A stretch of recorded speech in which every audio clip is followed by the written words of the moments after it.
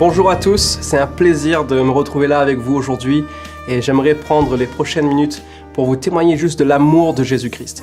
En fait, on a plusieurs pensées qu'on a à cœur de vous partager, intitulées « Marcher dans le miraculeux ». Tout simplement, j'ai eu à cœur ces derniers temps de témoigner de la bonté de Jésus, non pas uniquement de ce qu'il a fait hier, mais de ce qu'il a fait aujourd'hui.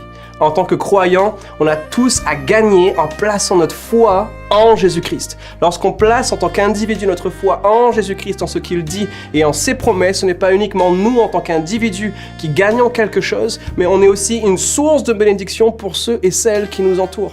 En fait, c'est un processus dans lequel Jésus a guidé ses disciples pendant plusieurs années. Il y a un passage qui est venu à mon esprit, Hébreux 10, verset 23, qui dit « Restons fermement attachés à l'espérance que nous reconnaissons comme vraie.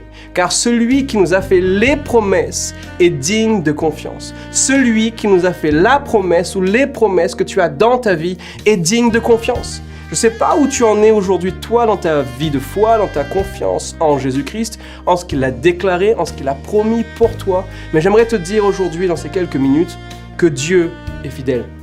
Et si tu crois en ses promesses, tu pourras alors commencer à percevoir une vie miraculeuse. Lorsque je parle d'une vie miraculeuse, je ne parle pas d'une vie parfaite. Je ne parle pas uniquement d'une vie où on dit qu'on vole et qu'on vit sur un nuage. Je te parle d'une vie où tu es capable de libérer son règne sur terre. Je te parle d'une vie où tu es capable de changer les circonstances difficiles en des circonstances de gloire, des circonstances de victoire, des circonstances qui te permettent de témoigner de la bonté de Jésus-Christ. C'est de cela que je parle, d'une vie miraculeuse, d'une vie dans laquelle Jésus est manifesté, Jésus est glorifié. Car après tout, nous sommes appelés chrétiens, nous sommes appelés des petits Christ, des personnes qui manifestent Jésus encore sur terre aujourd'hui.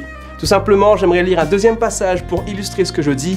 Psaume 42, verset 12 dit « Pourquoi donc, ô mon âme, es-tu si abattue et gémis-tu sur moi ? Mets ton espoir en Dieu. Je te louerai encore, mon Sauveur, mon Dieu. » On voit ici que le psalmiste est dans une situation pas simple parce que son âme est troublée, son âme est attaquée. Est-ce que toi, aujourd'hui, tu te retrouves dans une situation où c'est pas facile pour toi à gérer émotionnellement, où tu vois tes émotions être troublées, tu fais face au stress, à l'anxiété, à l'amertume, à la blessure, à l'offense peut-être? Tu pourrais te poser alors la question que David s'est posée, ou que le psalmiste s'est posée plutôt, où il dit « Pourquoi, ô mon âme, es-tu abattu ?» Il dit plutôt « Place ton espoir en l'Éternel ». Ce que cela signifie, le mot « espoir » ici dans ce passage, c'est le mot « elpis ». C'est le mot qui signifie en hébreu une attente joyeuse que quelque chose de bon arrive. Est-ce que toi et moi aujourd'hui nous sommes capables dans nos circonstances, malgré nos circonstances, de placer notre foi et notre espoir en Jésus-Christ parce que l'on sait qu'il va agir pour nous?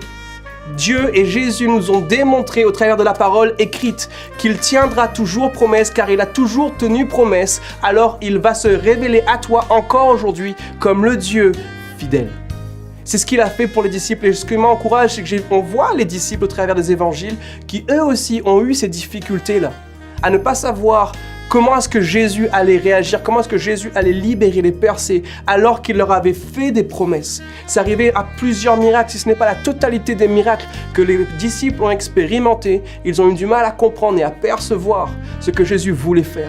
Alors tout simplement, aujourd'hui, j'aimerais te donner une occasion dans les prochaines heures de ta vie de te saisir des promesses que Dieu a déclarées sur ta vie et de dire « Seigneur, je placerai mes yeux sur toi, Jésus, malgré le fait que mes circonstances sont difficiles en ce moment.